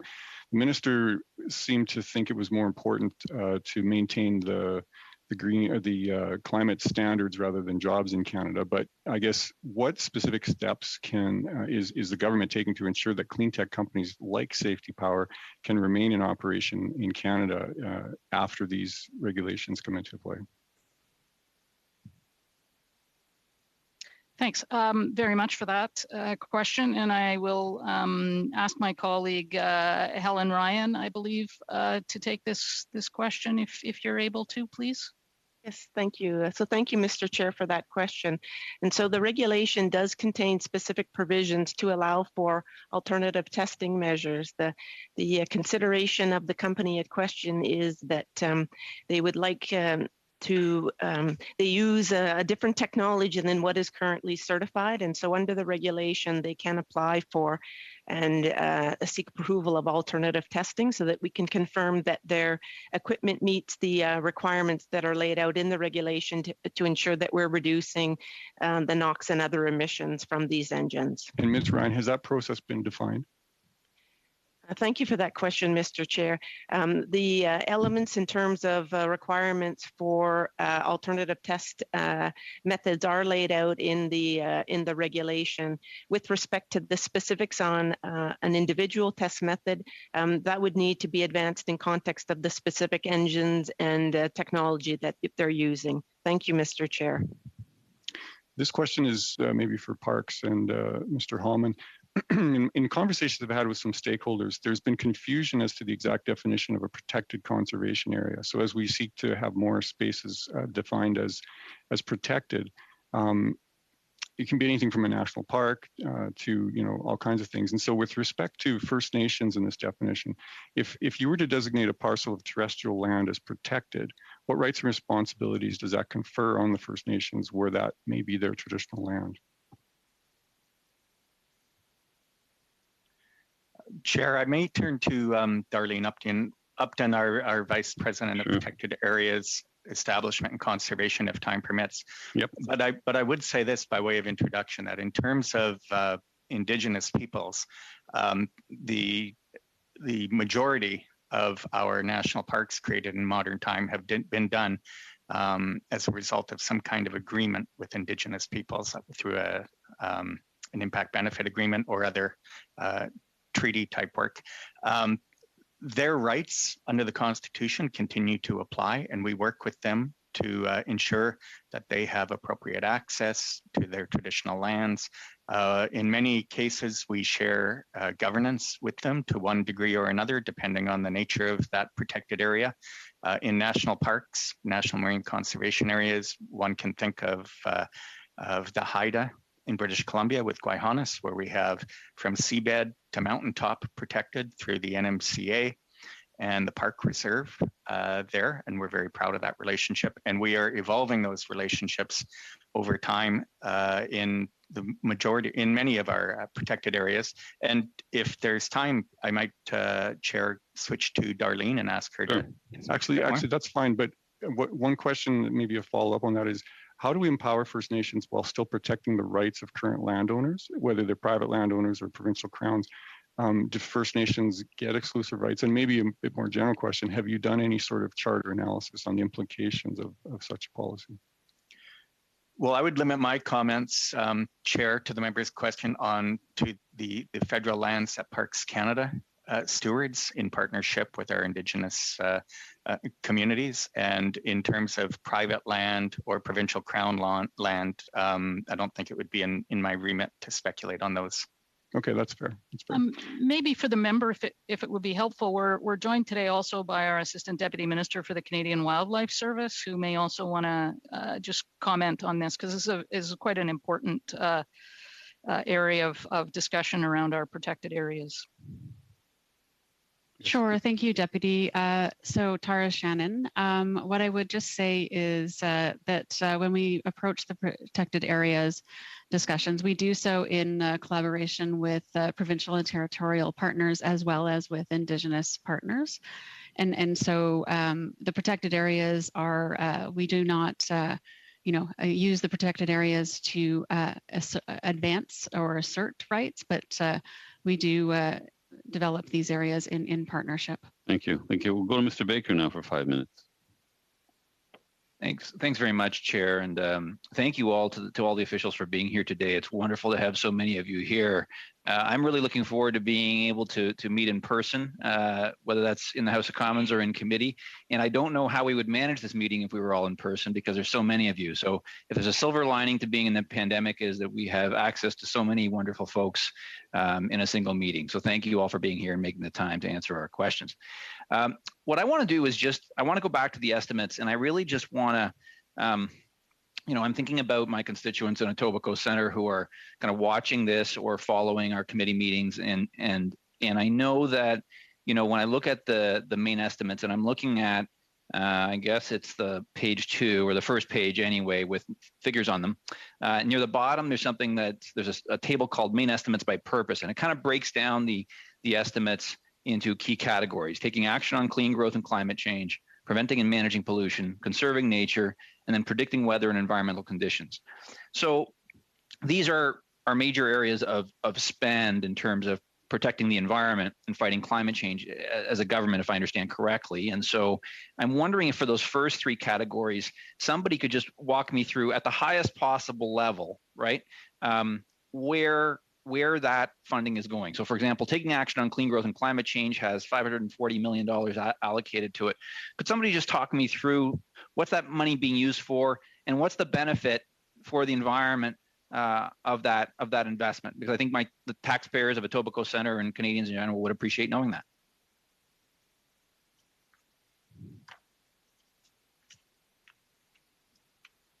So just thank you very much for that question, and I'll let the my Chief Financial Officer and ADM for Corporate Services and Finance, Linda Drainville, respond to that. But just so you are aware, the four themes or the four areas are those that are, of course, reflected in our departmental plan and our results framework, and they track, as you said, very much against where the levels of investment and investments are being put in the department. So, Linda, could you take the question, please?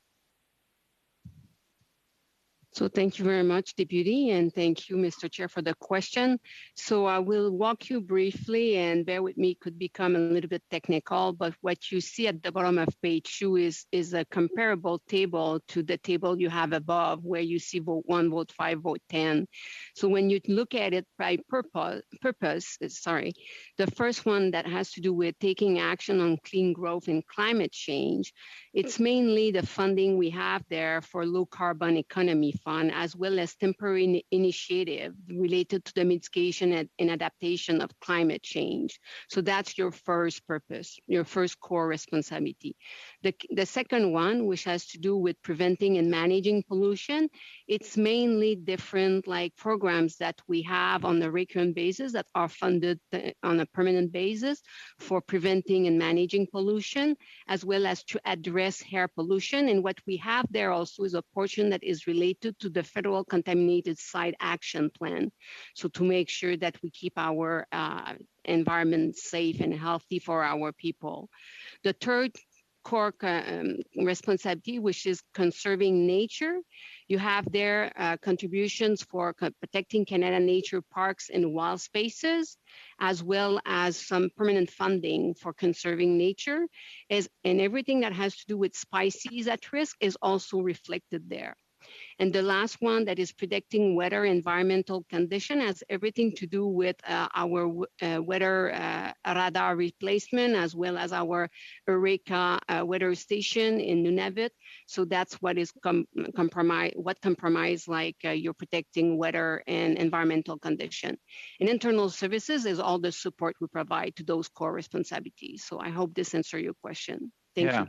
Yeah, no, I appreciate the answer. And I mean, I asked that question in part because it sometimes helps to kind of translate these figures into what types of results these investments are generating for the environment and for taxpayers. I guess I only have about 30 seconds left, if I'm not mistaken. Yeah, 2025. Yeah. 2025. So I'll leave it at that. I'll just say thank you all very much for being here. I've learned a lot here today from all of you. I wish we had more time for questions, but I appreciate that answer and just helping to clarify where the funds are being allocated and how they help us fight climate change and protect our environment. Thank you very much. Is it Ms. McLeod now? Thank you, Chair. We're on track again. So I'm going to go back to the Kigali Amendment and the Montreal Protocol because, of course, the minister said he'd have to ask the officials, and of course, the officials are here. So hopefully we can get a little bit more information. So my first question is did any of the other countries that ratified this agreement grant exemptions?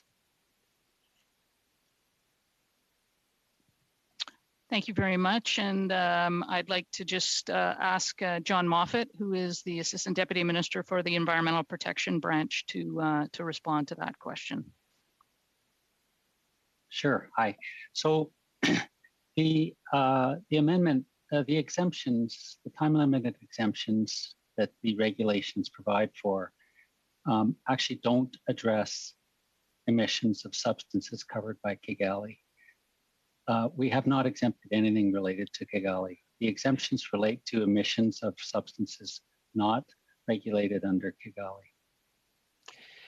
So I understand that the government is being taken to court. So if these emissions are not the HFC our commitment to massively scale down the emissions, if it's not related to Kigali, why did we have a bunch of country or a bunch of companies, especially international companies, comply, and they are now taking Canada to court if it's not related to the Kigali amendments and our commitments for reduction of HFCs.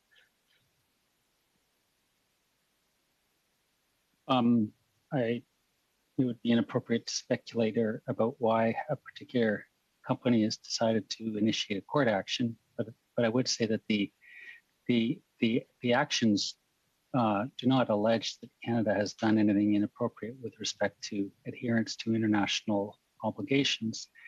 The allegations relate to the competitive disadvantage that certain companies may or allege that they have received. Okay, so we have some regulatory requirements that were set out for some companies to meet. Some companies have met these regulatory requirements. I understand these regulatory requirements were indeed to meet some of our obligations, but you have just indicated otherwise. How many companies applied for exemptions in terms of meeting these regulatory requirements, and how many were granted exemptions? I don't have the precise number, but we have numerous applications. Excuse me, Madame Posé, is that a point of order? Is it? Oui, là, ça avait l'air d'aller. Yes, it seems to be going better, but on several occasions with Mr.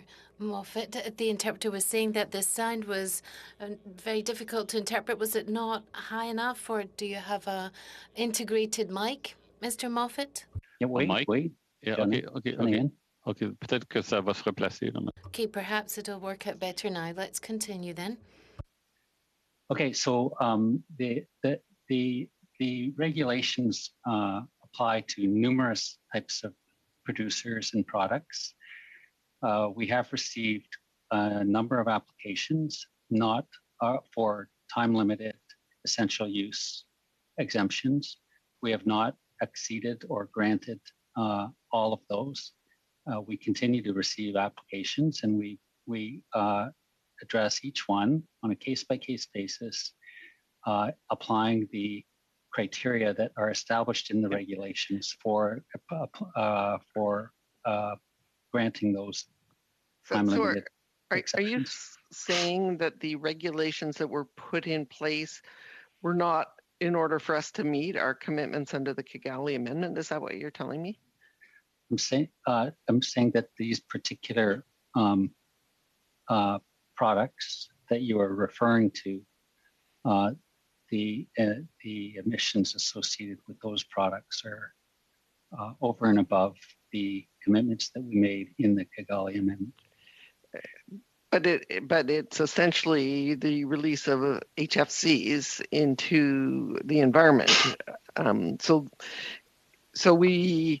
Is this not mincing words in a bit of way, because we have some regulations in place in terms of commitments that we've made. We have sort of the broad commitments, but what I'm hearing, and I'm hearing it's technically possible to meet the regulatory environment that we created. We have a goal, and so this is certainly very puzzling in terms of what I'm hearing from you. Unfortunately, we don't have time to pursue this unless it comes up again, but we'll go to Ms. Sachs now. Thank you, Mr. Chair, and thanks again to all our officials who are with us today. Such important questions and terrific answers. I'd like to circle back about our relationship with First Nations. They are the gatekeepers and most knowledgeable about our environment and the landscape we live on and with. So, ECC's 2021 and 2022 departmental plan speaks about collaborating with provincial and territorial government and Indigenous partners. Could any of the officials describe the collaborative approaches being taken to work with our Indigenous partners, and how has the pandemic affected ECC's working relationship with its partners, particularly the Indigenous ones?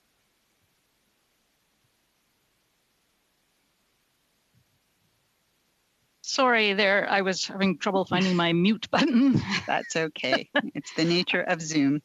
Very, very important question, and I will ask Tara Shannon again to comment on this. But I would say that the very important role of our Indigenous partnerships, and there are a couple of examples to point to. One, of course, was the agreement concluded last calendar year with First Nations in British Columbia related to the Southern Mountain Caribou, and a recognition, of course, of the importance of their role in the protection of those species. And there's also a very important feature of our work on the nature agenda related to what we call the Indigenous Guardians program. But maybe I'll ask Tara Shannon to elaborate a little bit further. Sure. Yeah, I was going to highlight indeed the Indigenous Guardians program. It's been a pilot project and recently re-endorsed through Budget 2021. And so through that program, we provide funding to Indigenous communities to support us in our work around both habitat restoration, conservation efforts. I would just say that the program has been, I think, quite successful. It's a program where we co-develop funding approaches with our partners and really design the projects and their implementation together. I think it's been seen as a model, and we are really pleased to be continuing to advance the work. I would also just say on the conserved areas themselves, the Indigenous communities have played a very large role in achieving the advancements that we have achieved to date. And I know colleagues from Parks could also elaborate. I'll leave it there. Okay, thank you so much. I'm going to shift us in a little bit of a direction that's often of interest to each and every one of us as we wake up in the morning and check our weather app. So the main estimates include $67.7 million in capital expenditures in predicting weather and environmental conditions. Yep. I think the work's essential for all Canadians, whether they are fishers, urban dwellers, hikers, farmers, or anyone really just trying to manage their day, and the WeatherCan app is a great and accessible tool. Can one of the officials please explain what programs and initiatives the capital spending is meant for? And if I can do a follow-up now so we can get it all in, how do these investments in predicting weather and environmental conditions account for the effects on climate change? Well, I'm very happy to have a question related to our meteorological service, because I would just highlight that this year, in fact, just about 10 days ago, the Meteorological Service of Canada celebrated its 150th anniversary. It's an incredible institution, and very proud of the fact that the men and women who have been leading, particularly our weather prediction and forecasting services, have worked day in, day out throughout the pandemic to continue to deliver these services to Canadians. There's two elements I'd highlight that you were referencing that are in the mains. On the capital side, the first is $32.8 million in the Canadian Weather Radar Replacement Project. This is, of course, important to modernizing the network of weather radars that exist across Canada and across our landscape from coast to coast to coast. There's also a capital investment highlighted in these mains for the Eureka Weather Station in Nunavut, right, in the high Arctic, where we will be making very important and timely investments in infrastructure, everything from runway to sewage systems, storage tanks, and the like. So thank you very much again for the question. Actually, I can see the Canadian Meteorological Service from my window, and I had a great tour last year. It was fantastic. It was really amazing. Madame Posey. Oui, alors. Yes, as this is the last round, I would like to thank everyone for coming and answering our questions. I have a question to put to the ECCC representative that has fixed the objective that 60% of the species at risk can have population recovery by 2025. But in the departmental plan for 2021 to 2022, we're just basically treading water and not making progress. So is the government going to change the way in which they support species at risk recovery? And is its approach compatible with actually reaching this target? Merci. Je vais passer cette... Thank you.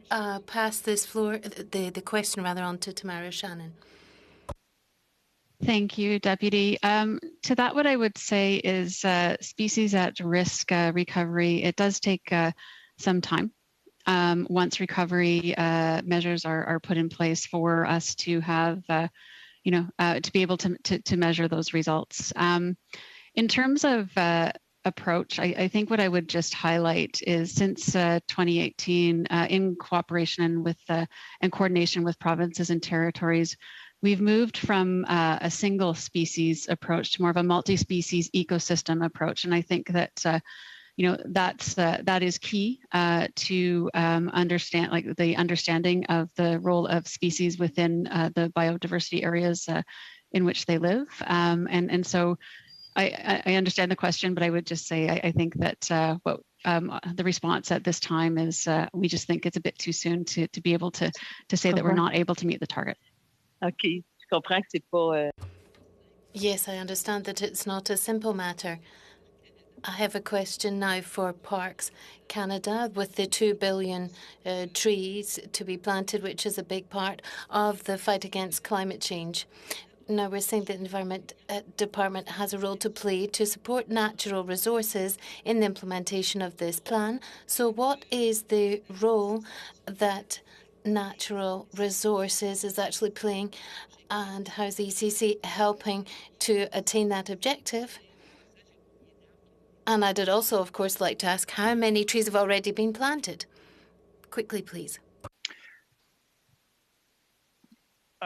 I think I heard you say that was for parks, so I'll do my best. I won't speak for natural resources, but I will say Parks Canada very much agrees with and works with our federal partners to the end that natural climate solutions such as planting trees, restoring grasslands and wetlands, and improving land management practices can make significant contributions.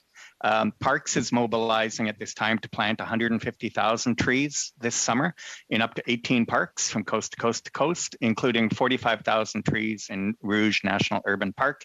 And a lot of what we're doing is reaching out to local community groups like 10,000 Trees for the Rouge and other organizations to partner with that and provide jobs to youth, including disadvantaged youth who may have been affected negatively by the pandemic, to help do that.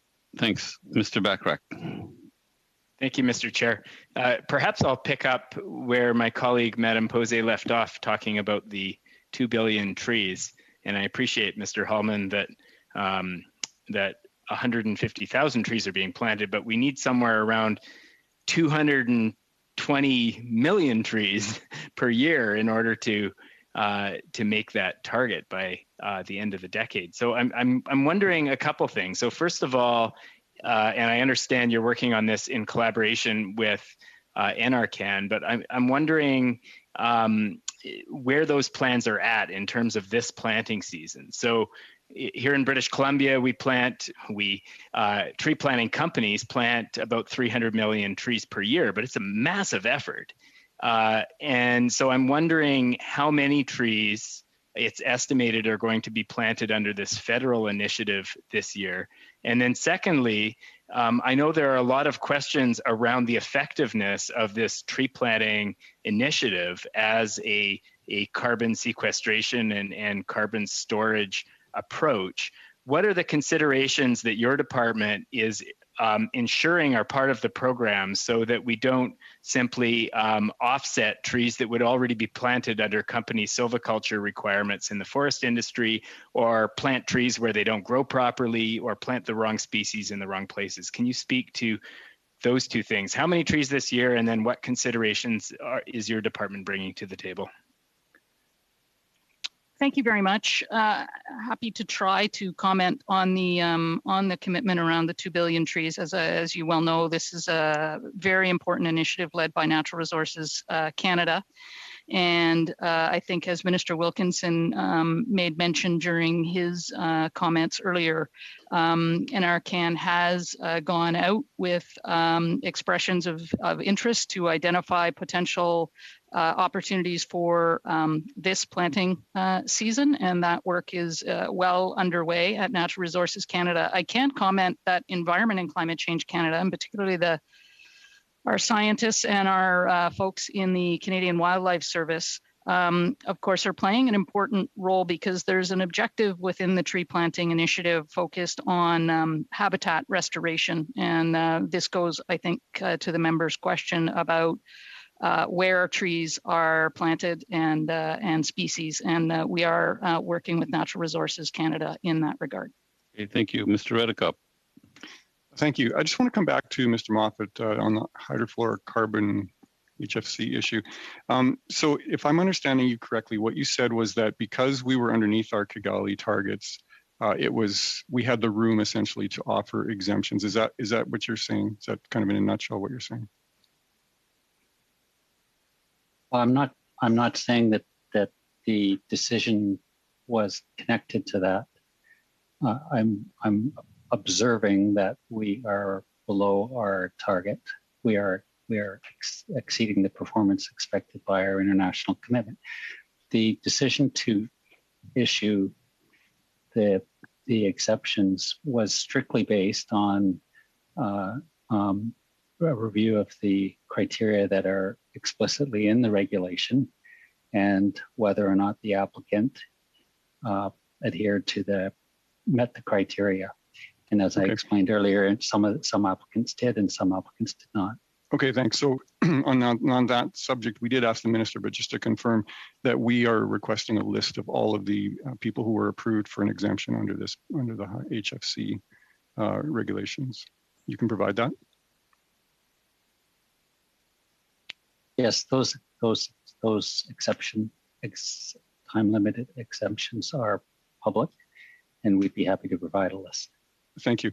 And I just want to come back again, Ms. Ryan, to Safety Power, because there too, the message that I was hearing from them was that the testing regime is not going to be ready in time for the regulations when they come into effect. And is that your understanding, or am I understanding that wrong? And the testing regime will be ready for this company so that they will have a pathway forward? Thank you, Mr. Chair, for the question.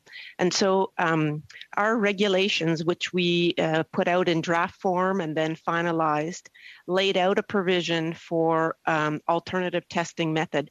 The responsibility for the testing method is for the applicant who's wishing to use something that's not provided for in the regulation. So it's actually the company that needs to put forward the method that would be appropriate for their equipment.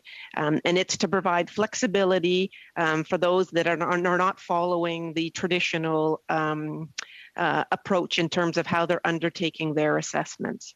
Okay, so you're saying that the testing regime is in place, it's just up to the company to use it?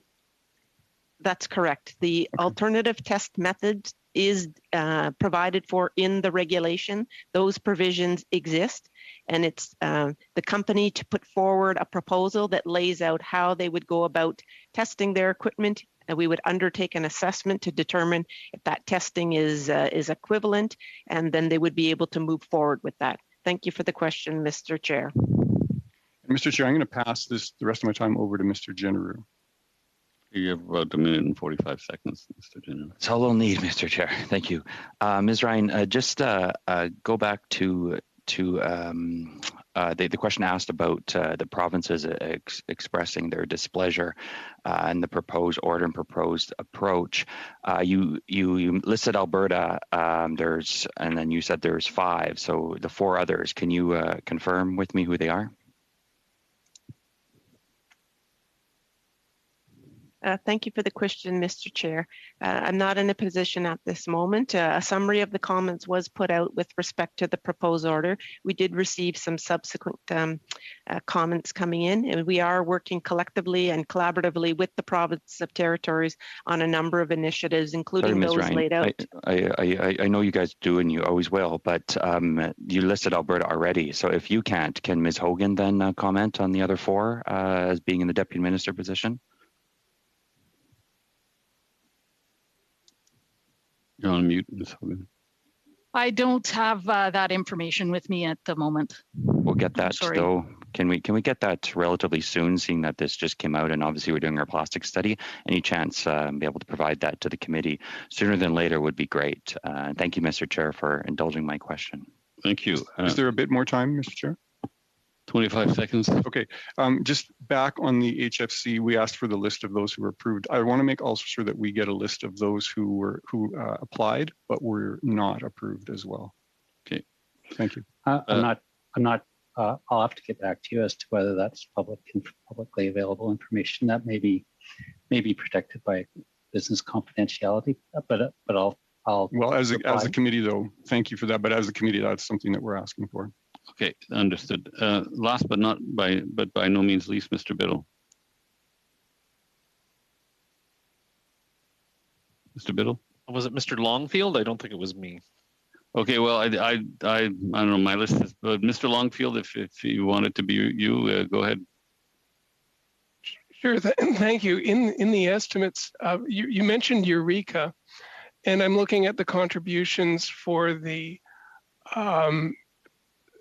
World Meteorological Organization and also the support on predicting weather and environmental conditions. I was fortunate to visit your site, the Environment and Climate Change site up at Eureka, and saw the work they were doing in collaboration with international partners. Canada has an Arctic footprint. I mean, most of the world knows that, but I think we take that for granted. And the climate change research that's going on in the Arctic with all the countries that are using Canada as a spot to also do research. We do a lot of horizontal work between your department and other departments. Could you comment on, you mentioned the runway work. We also have defenses up there. We have Department of National Defense has a small presence up there with some communications network. Could you comment on the importance of us continuing the investments in the Arctic, please? Well, thank you very much for that. And thank you for noting the main estimates do include our assessed contributions to the World Meteorological Organization. Canada is a very valued international collaborator and partner in meteorological matters, and of course, as you well know, on climate science, but also other atmospheric science areas. And Eureka is a very important resource, as are our centers in Alert Nunavut as well, which is the most northern research facility of its kind. Of course, we do a lot of work around long-term measurement of greenhouse gases, short-lived climate pollutants, persistent organic pollutants, ozone, and the assets that we have in the north are important, and it's critically important that we continue to invest in those, as is featured in the estimates before you. Thank you. And sharing the infrastructure with universities and with researchers, and there's quite the collaboration that goes on there. And I mean, congratulations. I was blown away when I went up there, but I also saw it can be ignored because it's in the high Arctic, out of sight, out of mind, but absolutely critical for the global fight on climate change. Appreciate you bringing that forward. Thank you. Mr. Biddle, I think, might have a few questions. I do. Sorry for the back and forth, Mr. Chair. I thought it was Mr. Longfield's turn, but I guess Mr. Holman got cut off from my analogy about center block and west block. I guess to close that loop was my analogy with respect to the heritage buildings that we're familiar with. Maybe that's not a fair question, but was that a accurate analogy for the Parks Canada issues that you had described? Well, Chair, I would not I would be reluctant to comment about the parliamentary precinct in general because I'm not involved with that. But as an analogy of not knowing what you're dealing with until you get in behind a wall or into the plumbing or underground, particularly with a heritage building that is an iconic and treasured asset for the nation, I think it's a very good point and very relevant to a lot of the assets that we are dealing with on behalf of Canadians. Thank you so much. One of my colleagues did mention COVID-19's really made us understand the importance of nature. But I was wondering if someone can speak to, with respect to Parks Canada, what the agency is doing to support the government's commitment to increase urban parks across the country. Sure. Well, why don't I, if I could, Chair, passer la parole à Darlene Upton, our relevant VP, who is leading the charge on our work on the urban parks. Parfait, allez-y. Thanks very much for the question, Mr. Chair. So as is noted, the Government of Canada committed to expanding Canadians' access to nature by creating a system of national urban parks. So those will have positive benefits for biodiversity, climate, connecting people to nature, reconciliation, equitability as well. So there are a number of possible sites that are going to be of interest. We've had several interested proponents approaching Parks Canada already to discuss that with us. A formal process for selecting the sites has not been set up yet, but we're using the results of the Minister's Roundtable consultation, which dealt with urban parks, to inform our process, as well as the meetings we're having with various proponents. Thank you, Mr. Chair. I'd be remiss if I didn't mention that another spot I can see from my window, which is a green space around the Trudeau Airport, is an item of interest by a local group here, and so I just thought I'd mention that because they've been working with me a little bit. Yes. Thank you, Chair.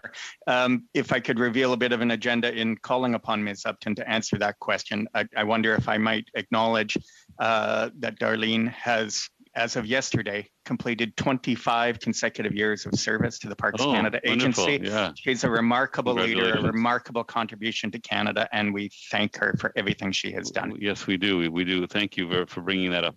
Well, that brings our meeting to a close. I thank the Mr. Chair. Yes, Mr. Redekop. Do we need to vote on the? Well, yeah, that's what I'm getting to next. But first, I will release the witnesses who have been kind enough to come before us today and answer questions. So congratulations, Darlene. Yes, congratulations, and thank you to the witnesses. So the order of reference for the committee to study the main estimates expires on Monday, May 31st. If the committee feels that it has completed its consideration of the main estimates, then we can proceed to taking a decision on the votes which were referred to the committee. There are 7 votes in the main estimates 2021-22 that were referred to the committee. Unless anyone objects, I will seek the unanimous consent of the committee to group the votes together for a decision, one single decision. Is there unanimous consent to proceed that way? Looks like there is. So shall I report the, shall all votes referred to the committee in the main estimates 2021-22 less interim supply carry? On division? On division, okay, they carry. Shall I report the votes back to the House? Yes. Yes, perfect. So I just, by way of alerting you to members to what we're doing next week, which is a break week, but we've decided to meet for 3 3-hour meetings. The meetings will be May 17th, 19th, and 20th on C12. And I believe that meetings, correct me if I'm wrong, Madam Clerk, they start at 2:30 for 3 hours, so 2:30 to 5:30. And because of various rules around the House administration, they will be entirely virtual meetings. So I would discourage anyone from showing up to the committee room next week for any meetings. And so we'll have the minister, as I mentioned before, we'll have the minister lead off on May 17th at 2:30. So yes, Ms. McLeod, did I see a hand go up? Yes. Sorry, so did you say they weren't the 3 hours? They are the 3 hours. They are 3-hour meetings. All 3 are the 3 hours? Yes. Thank you. From 2:30 to 5:30. Thank you. Okay. Well, thank you to all, and to all a good evening, and we'll see each other next week, if not before, in various other virtual fora. So thank you very much. This meeting has come to an end.